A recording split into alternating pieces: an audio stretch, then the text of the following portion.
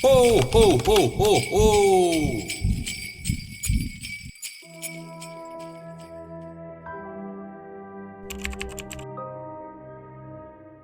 Ah, Christmas, the season of warmth, family and light, or so they tell you. But not every light is holy, and not every guest at your table is welcome. Some doors, once opened, can never be closed again. This story, well, it taught me that lesson the hard way. And if you're wise, you'll pay attention. Our tale begins with a man named Gideon Fairchild, a man of modest means but a generous heart. His home stood at the edge of the woods, in a town so small that you'd miss it if you blinked while driving past. He lived alone, his wife having passed some years prior, and though his children had moved to distant cities, he still hung stockings for each of them on the mantle. Tradition, he said, a way to keep their spirits near. But this Christmas Eve, Gideon wasn't alone. It started with a knock on the door. 3 knocks. Slow, deliberate. Knock, knock, knock. Gideon glanced at the old clock on the wall. 11:23 p.m. Odd time for visitors, he muttered, tugging his sweater tighter around his shoulders. The air in the house had turned strangely cold, colder than it should have been with the fire crackling just a few feet away. He shuffled to the door, his slippers making soft, dragging sounds on the wooden floor. Peeking through the peephole, all he saw was darkness. Just the soft swirl of snow illuminated by the porch light. But someone had knocked. "Hello?" he called through the door. "If you're looking for shelter, the church is up the road." Silence. He frowned. His fingers hovered over the deadbolt, hesitating. It's not wise to open your door at night to strangers, especially on Christmas Eve when folks have been drinking.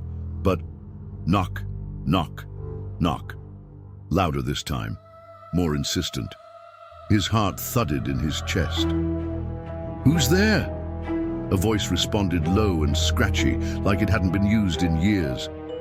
"Please, it's so cold." A woman's voice, thin and fragile. Gideon felt a pang of guilt. It was bitterly cold out there tonight. Maybe it was someone lost, a traveler. He glanced again through the peephole. Nothing but swirling snow. "Are you alone?" he asked. Yes, she replied, stammering like her teeth were chattering. "Please, I'm so cold." Ah, mercy can be a dangerous thing, but Gideon had always been a man of mercy. So, against his better judgment, he unlocked the door. The cold hit him first, a biting gust of air that made his eyes water. For a moment he saw nothing, just the soft glow of snow-covered ground. Then slowly she stepped into view. She was small, maybe in her early 20s, her face pale as a porcelain doll's. Long black hair clung to her cheeks in wet strands. She wasn't dressed for the cold. A thin white nightgown clung to her frame, soaked to the knees. No coat, no boots. Her bare feet were red from the snow. "Dear Lord, girl, get in here before you freeze," Gideon said, grabbing her by the arm. Her skin was like ice. He hurried her inside and shut the door behind them. "Thank you," she whispered. Her eyes never met his. She just stood there, dripping snowmelt onto his hardwood floor. "Come on, sit by the fire," Gideon urged, gesturing toward the hearth. "You'll catch your death." She moved slowly, her head tilting toward him, eyes catching the glow of the firelight like 2 polished stones. She sat cross-legged on the floor, hands folded neatly in her lap. "You got a name?" he asked, rubbing his hands together to warm them. She blinked at him, then said, "Ira." "Ira, huh? Pretty name. Pretty old-fashioned too." Gideon chuckled, trying to put her at ease. "You got family around here?" Her gaze shifted to the fire. The flames danced in her eyes, but her face remained still, expressionless. "No." "Well," he said with a sigh, "you're welcome to stay the night. Got a guest room upstairs?"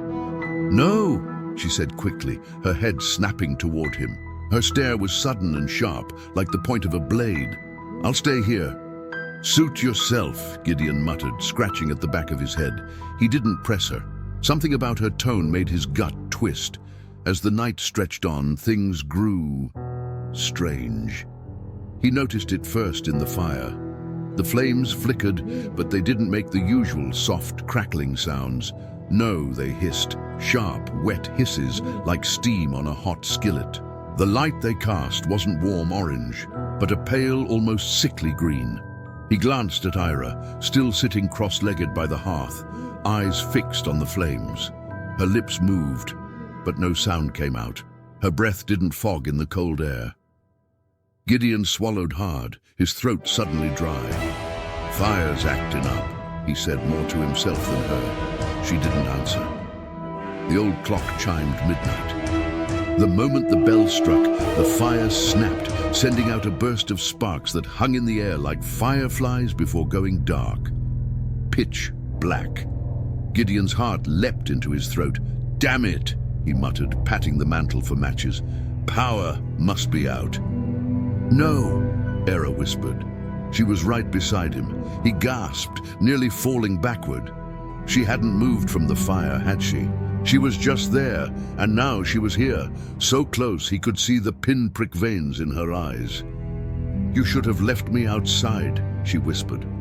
Her breath was cold against his cheek. Gideon's hands shook as he reached for the lantern on the table, striking a match. The wick caught, bathing the room in dim, flickering light. Era stood in front of him, her head tilted at an unnatural angle. Her eyes were no longer soft and dark. They were black. Her pupils had swallowed them whole. Her lips curled into a slow smile, too wide, too sharp. "You invited me in," she said softly. "You opened the door." He stumbled back, clutching the lantern like a shield. "What? What are you?" Her smile widened. Her teeth were too many. Her arms hung at her sides like a broken marionette's. "I am hunger," she replied, her voice layered with echoes as if several voices spoke at once. "I am the cold. I am the guest you should never welcome. Get out," he said, voice trembling. "Get out of my house." "Your house?" she said with a hiss of laughter. "No, Gideon Fairchild, it's my house now." The fire roared to life behind her in a flash of blue-green light. Shadows stretched long and thin across the walls, and in that moment Gideon saw them, figures. They stood in the shadows, still and silent. Their eyes gleamed like Era's. One of them was his wife, another was his son, all of them watching him. "No, no," Gideon gasped, tears streaming down his face. "You're not real." "They are real," she said, her grin never fading. "All of them welcome me, just like you did." He bolted for the door, hand on the latch, but the cold hit him like a wall of ice. His breath turned to fog as he glanced behind him. The door was open. The snow blew in. The storm howled like a pack of wolves. She stood there in the open frame, smiling that sharp, wide smile. "Merry Christmas, Gideon." The last thing he saw was her face. The last thing he heard was the creak of the door, slowly closing behind him. "You'll hear knocks this Christmas, friend. You'll hear them late at night, long after the carolers are gone. Don't open the door, because sometimes it ain't a guest, sometimes it's hunger. Knock, knock, knock, you hear that? I wonder, will you answer?"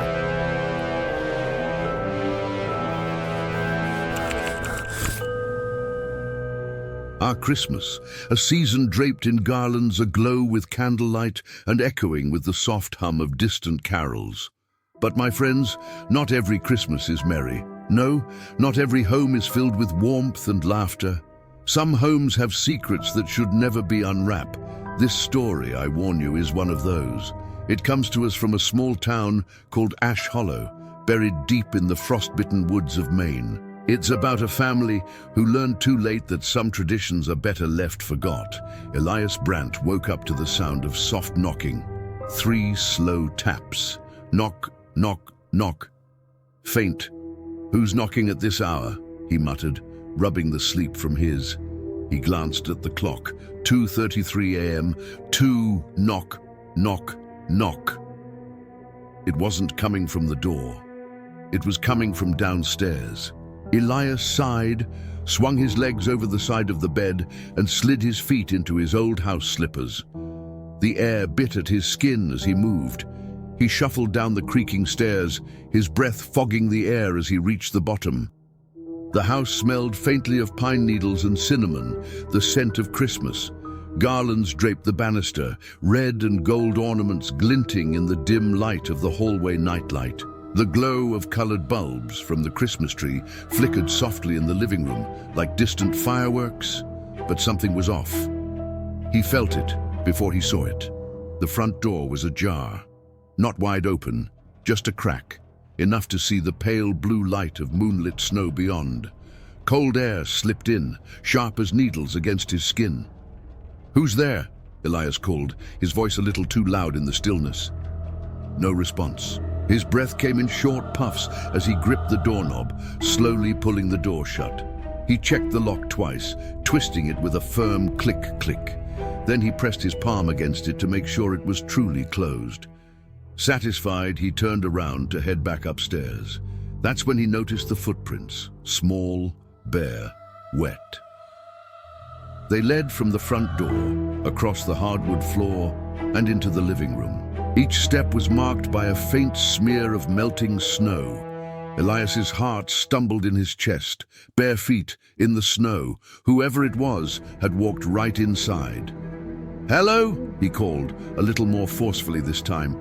"You'd better come out now. I'm not playing games." He followed the trail of footprints into the living room, his eyes darting to every shadow cast by the colored lights of the Christmas tree. The stockings hung above the fireplace swayed gently, though there was no breeze.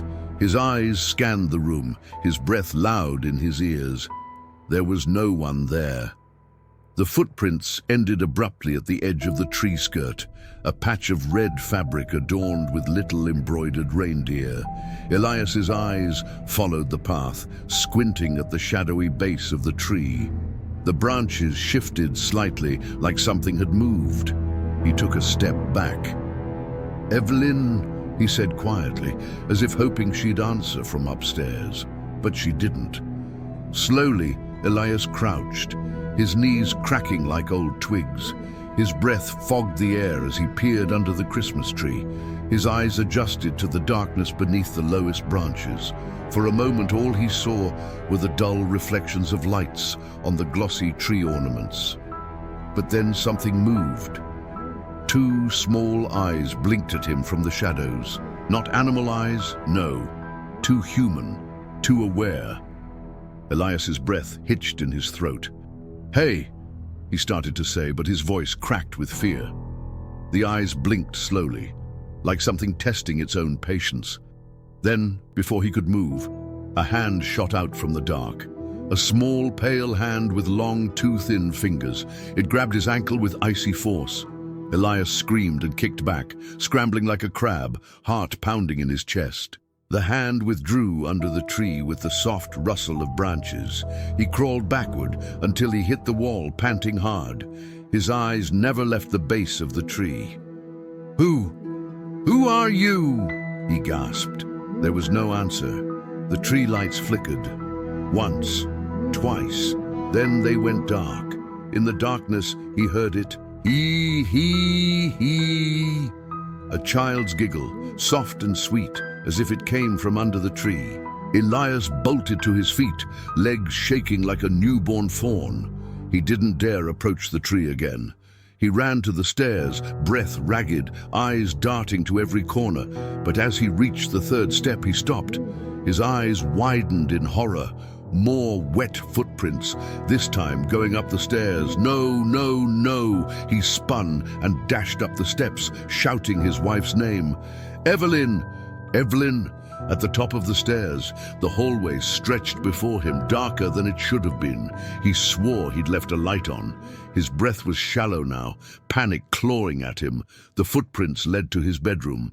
"Evelyn!" he bellowed, bursting through the door. She lay there still as stone, her eyes closed. Her chest didn't rise, didn't fall. His heart stopped. "Evelyn, no, no, no!" He rushed to her side, shaking her, his hands frantic. Her skin was cold, too cold. He felt for a pulse, nothing. His mind spiraled. She was fine, she was just fine. Then he heard it behind him. Soft, quiet breathing. He froze, slow, deliberate, each breath like the sound of fabric rustling in the wind. He didn't turn around. He couldn't. "Go away," he whispered, his voice a trembling thread of sound. The breathing moved closer. He squeezed his eyes shut. He felt it. The cold, damp press of a child's hand on his back. A voice, small and close to his ear, whispered, "It's Christmas, Mr. Brandt. You should leave out cookies for me." He shot up with a scream, spinning around, arms flailing at the air. But there was nothing behind him, just the dark hallway and the quiet house. The faint glow of colored Christmas lights flickered once more from downstairs. Shaking, gasping, Elias stumbled backward against the wall. His eyes darted to Evelyn, his heart racing with hope. Her chest moved. She breathed. "Evelyn!" he gasped, tears of relief brimming in his eyes. "Oh, thank God, Evelyn, wake up!" She groaned softly, eyes fluttering open. What's wrong?" There was a... He choked on his words, unable to explain. Then they both heard it. Knock, knock, knock. The sound of polite, patient knocking, but this time it didn't come from downstairs. It came from the closet. Evelyn sat up, her eyes wide with confusion. "What was that?" Elias didn't answer. He couldn't. His eyes were locked on the closet door. 3 knocks, slowly, deliberately. Knock, knock, knock. They stared in silence as the doorknob slowly twisted, inch by inch. Then it stopped. The door creaked open, just a crack, just enough for 2 small eyes to peek through. And then, softly, with the weight of a promise, the child's voice came again. "I told you. Leave out cookies." "Ah, dear listener, I warned you, didn't I? Some doors should stay locked. Some visitors should never be invited inside. But curiosity, oh, it kills more than cats. Sleep well if you can. And this Christmas, maybe you should leave out an extra plate of cookies. You never know who's hungry." There are stories that warm you like a fire on a cold winter's night. This is not one of them. This story is the kind that seeps into your bones like the chill of an open door left ajar, unnoticed until it's far too late. It happened in the quiet town of Red Hollow, a place where Christmas lights draped every rooftop like threads of gold, and the air smelled of cinnamon and fresh snow. But one house on Hartwell Street was different that year. No lights, no garlands, no wreath on the door. It stood like a tooth gone rotten in a mouthful of perfect smiles. The house belonged to the Whitmore family, Elias, his wife Rhea, and their 6-year-old son Caleb. They had always been a part of the town's Christmas festivities, but that year something changed. Some say it started with the snowman. It was December 18th when Elias first noticed it.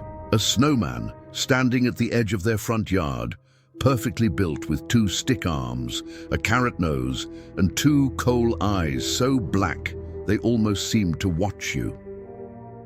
"Did you and Caleb build that?" Elias asked Rhea as they cleaned up after dinner.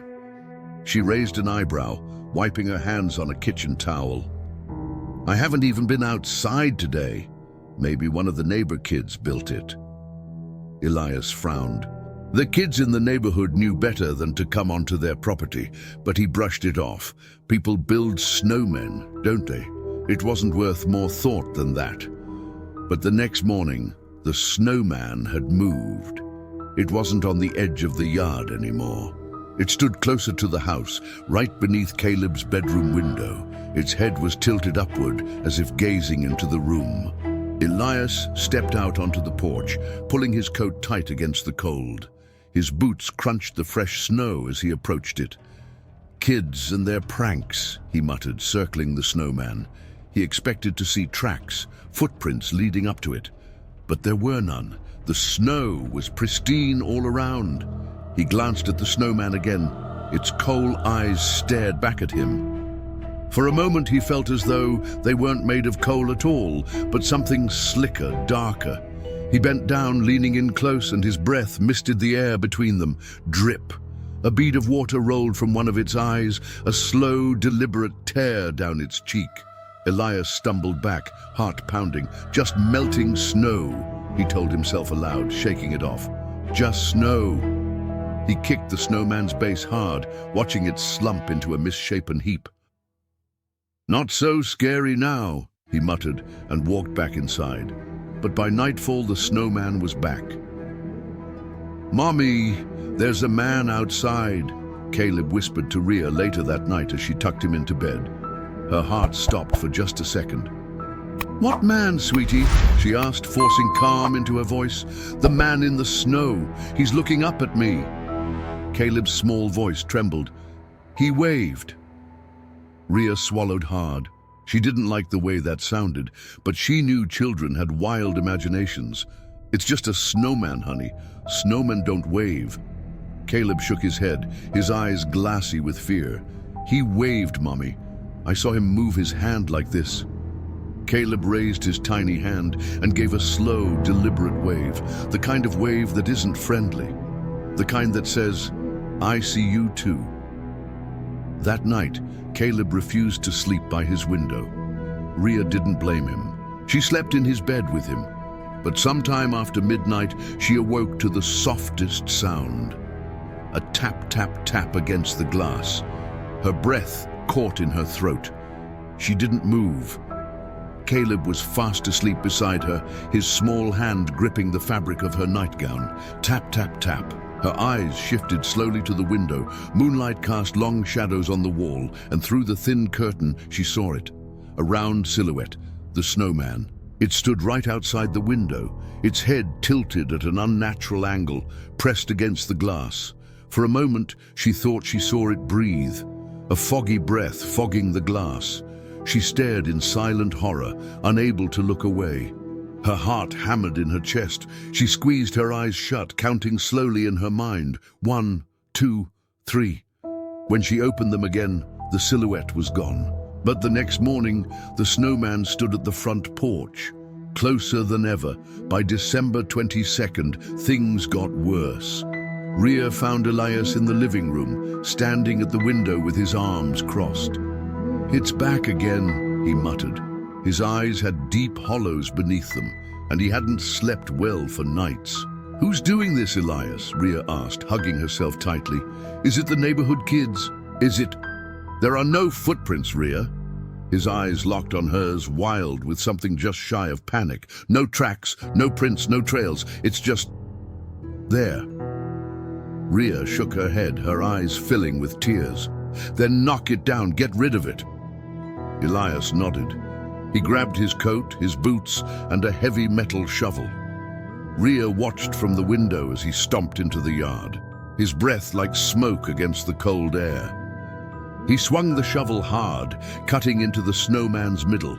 He slammed it again and again until it was a pile of crumbled snow and broken sticks. Then, just to be sure, he scattered the pieces as far as he could. He came back inside, snow dusting his beard and gloves. "It's done," he said, his voice firm but his eyes hollow. "It's done." At 3 a.m., Caleb started screaming. They rushed into his room to find him huddled in a corner, his wide eyes filled with tears. "He's inside," Caleb whimpered, pointing to the closet. "He's in my room, Daddy. The snowman's in my room." Elias's heart nearly stopped. "Don't move," he whispered to Rhea and Caleb. He grabbed the fire poker from the hall and moved toward the closet. His breath came out in short, sharp bursts. He placed his hand on the doorknob. Slowly, he turned it. The old hinges creaked as the door swung open. The closet was empty. "See, buddy?" Elias forced a smile. "No snowman in here." But Caleb shook his head, sobbing into his mother's chest. "He's here. He's inside now." December 24th, Christmas Eve. The house was silent, still as the grave. Elias and Rhea sat in the living room, haggard and worn. Caleb hadn't slept since the night before. None of them had. Every creak of the floorboards, every distant whistle of wind made them jump. At 11:58 p.m., the doorbell rang. Elias stood slowly. "Don't answer it," Rhea whispered, but it rang again, longer this time. Ding dong, ding dong. Elias approached the door, gripping the fire poker tight. He peered through the peephole. No one was there, just the still, silent night. But then, ever so slowly, his breath fogged the glass. On the other side, his eyes widened in terror. He stepped back, his hands shaking. The doorknob rattled. Slowly it began to turn. "Don't let it in, Elias!" Rhea screamed. The door burst open. Cold wind howled inside, carrying with it the smell of frostbitten earth, and standing there in the swirling snow was the snowman. But it wasn't snow anymore. Its body was human now, bone-white flesh covered in frost, icicles for teeth, and coal eyes that rolled in its skull. Its grin stretched too wide, its head tilted at that awful, unnatural angle. "You shouldn't have knocked me down," it whispered, stepping forward. Elias swung the fire poker. It caught nothing but air. The snowman's grin widened as it reached for him with long, frostbitten fingers. They never did find the Whitmores, but every Christmas, a new snowman stands on their porch. It looks so real, too real. And if you listen close, you can hear it breathe.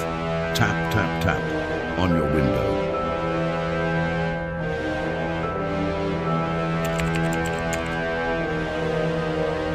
Christmas isn't always the season of joy, child. It can be the season of reckoning. You see, light casts the longest shadows, and on the longest night of the year, sometimes the shadows move on their own. That's how I'll start this story. A warning, plain and simple. This tale is about a family named the Faulkners. Good folk on the outside, like most families are. They lived in a quiet little town called Hollow Pines, a place where snow covered the ground like a woolen blanket, muffling every sound. It had that postcard feel, the kind of town where old men sit by the fire and children ride sleds down the hill near Greystone Church. But this particular Christmas, something old and hungry came to their home, and nothing would ever be the same again. Now, pay attention. The details matter. The Faulkners were a family of 4. Gideon, the father, a man of strong hands and a voice like thunder. His wife, Evangeline, soft-spoken, but with eyes that saw everything. And their children, Elias, aged 10, and little Calla, only 6. On December 23rd, snow had fallen heavy all night, burying the street in drifts.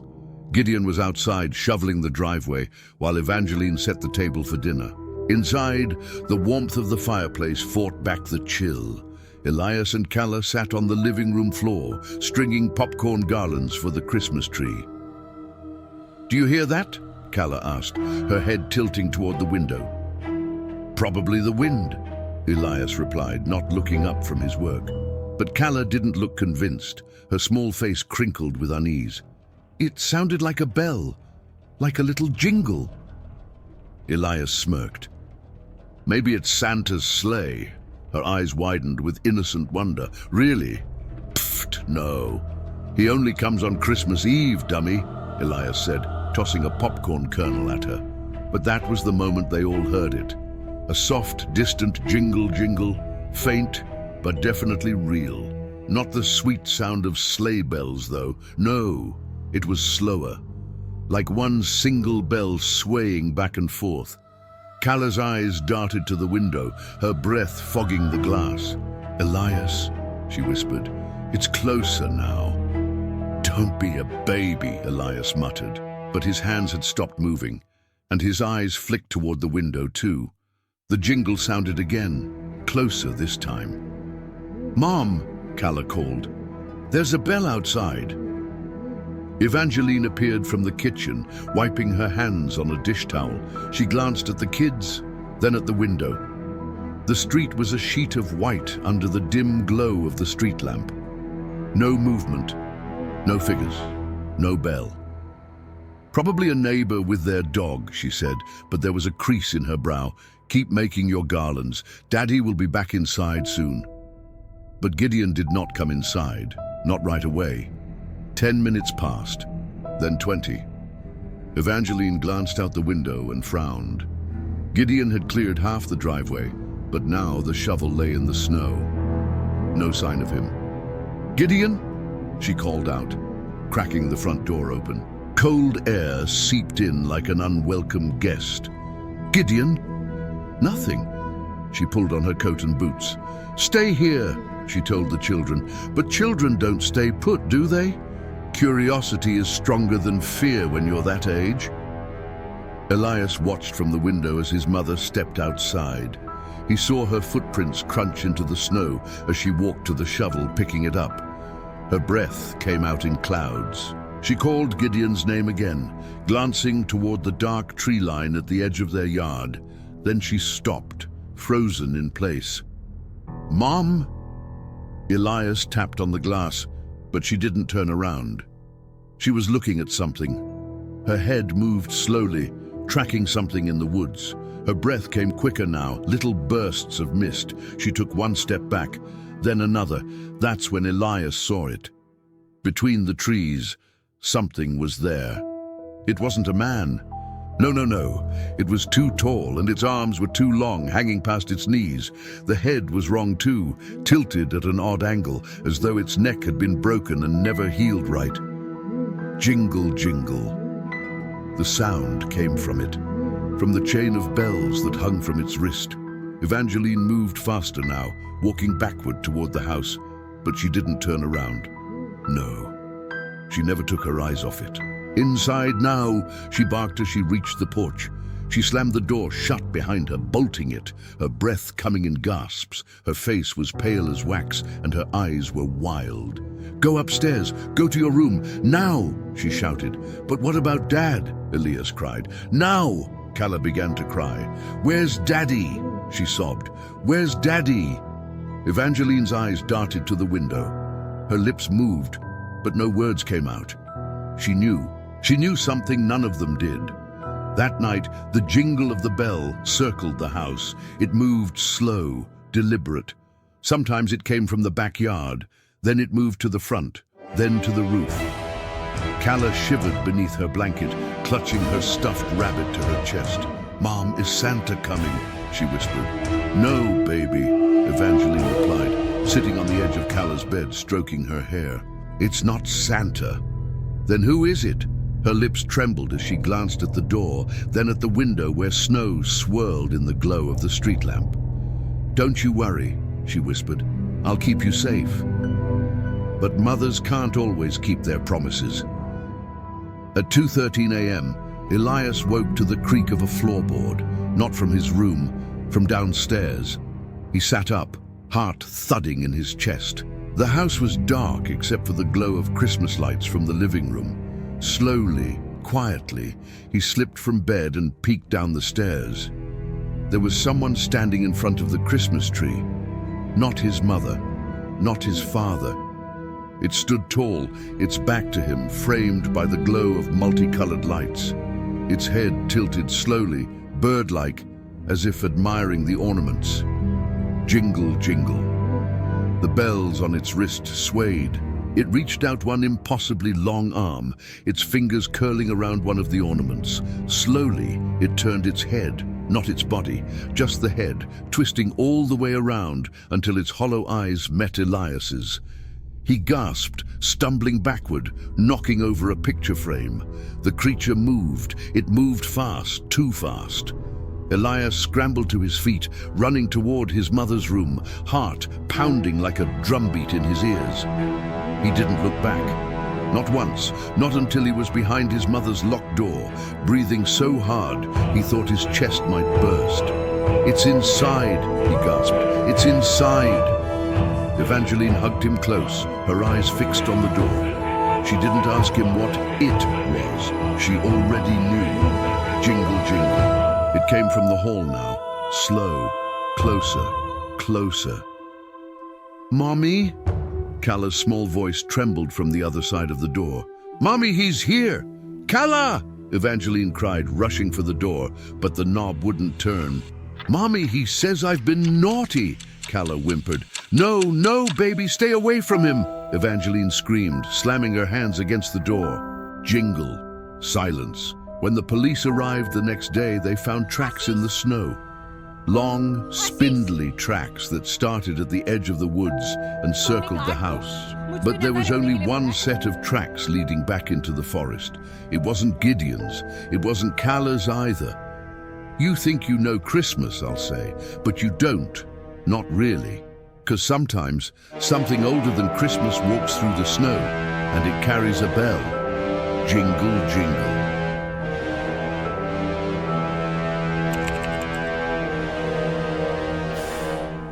The wreath at Hollow Creek. There's something about Christmas that's supposed to feel safe. Warm lights, laughter by the fire, and the glow of family. But sometimes, oh sometimes, that warmth hides the coldest of truths. I remember a tale from Hollow Creek, a small, snow-drowned town nestled deep in the pine woods. It's a place where the air always smells of frost and pine sap, and the silence hangs heavier than snowfall. No one who lived there ever forgot the story of Evangeline Merritt. If you think you're brave, then listen closely. Evangeline lived alone at the end of Birch Hollow Road, in a crooked little house with a peaked roof like a witch's hat. Folks said she was kind, if a little odd. She baked cookies for the neighborhood children and always had a wreath hanging on her front door. But in December of 1974, she put up a wreath that no one in town would ever forget. It wasn't like her usual wreaths of holly and ribbon. No, this one was strange. Twigs twisted together in uneven knots, bones woven in like beads on a string, and at its center, a bundle of old yellowing feathers. It wasn't right, people said. It wasn't normal. Maybe she's just being creative, said Mrs. Thorne from across the street. It's her house, after all. But creativity wasn't the word people used when the knocking began. The first knock came on the night of December 13th. 3 sharp raps on her door at 3:03 a.m. Evangeline jolted awake. No one knocks at that hour. She slipped on her housecoat, shuffled to the front door, and peeked out through the peephole. Snow fell in heavy flakes, blanketing the street in silence. No one was there. Must have been the wind, she muttered, rubbing sleep from her eyes. But as she turned away, it came again. Knock, knock, knock. This time she flung the door open, bracing herself against the cold.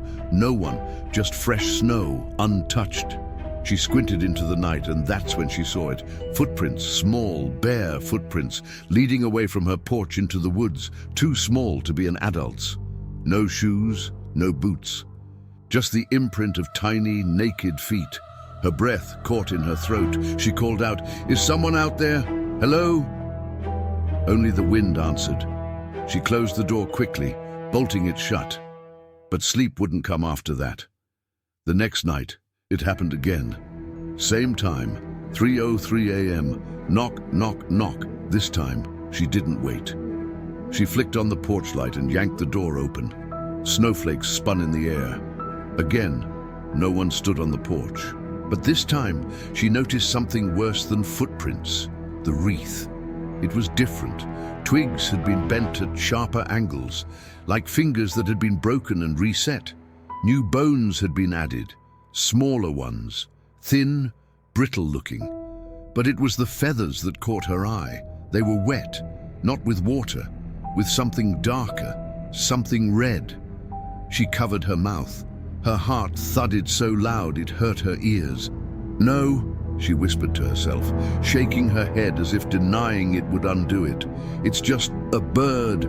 Yes, just a bird." She didn't sleep that night either.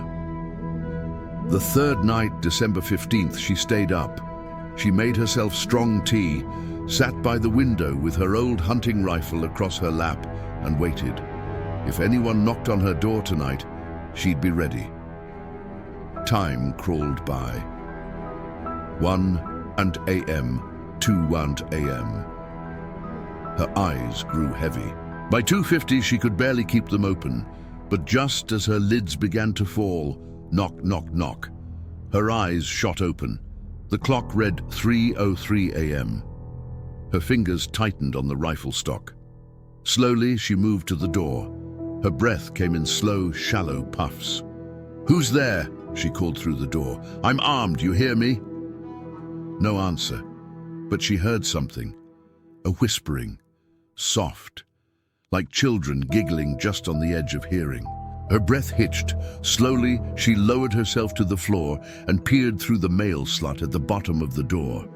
Her eyes scanned the porch, but she saw nothing, just falling snow, until something moved. A face.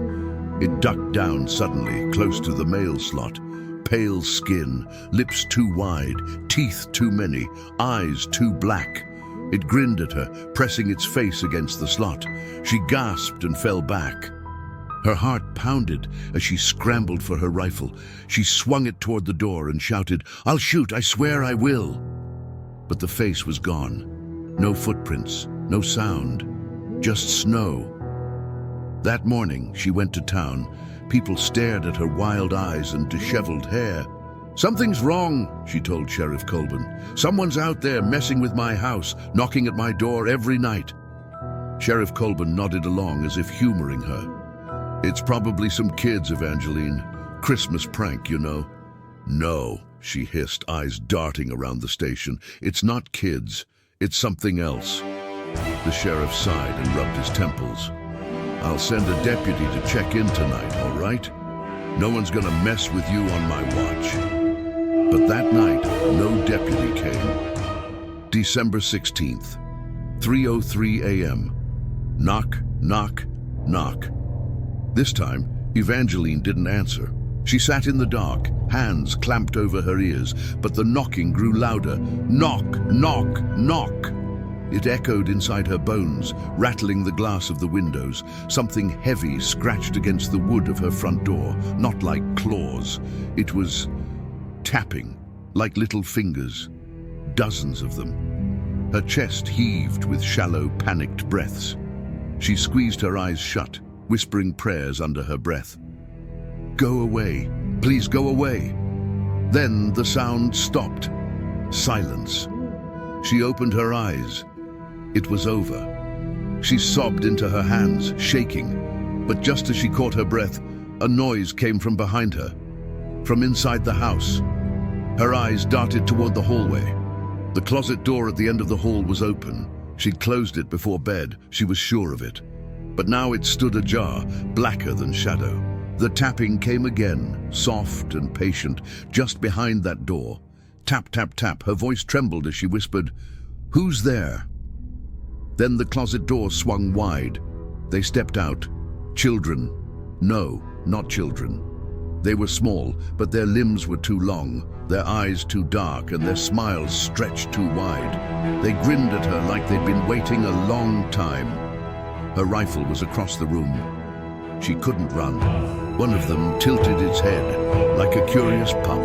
It sniffed the air and pointed to the front door. Her eyes followed its tiny finger. Her wreath was gone. She barely had time to scream. People say Sheriff Colburn went to check on Evangeline after she missed her church service. He found her house empty, doors locked from the inside. No sign of struggle, no footprints leading away from the house. But something hung on her front door. A new wreath. It was made of twigs and bones, and at its center, tied neatly with red ribbon, was Evangeline's housecoat button. They say it's still there, just hanging, waiting. Don't think you're safe just because it's Christmas. Some doors once knocked on can never be. तुमने guard को मुझ पे नजर रखने के लिए बोला है।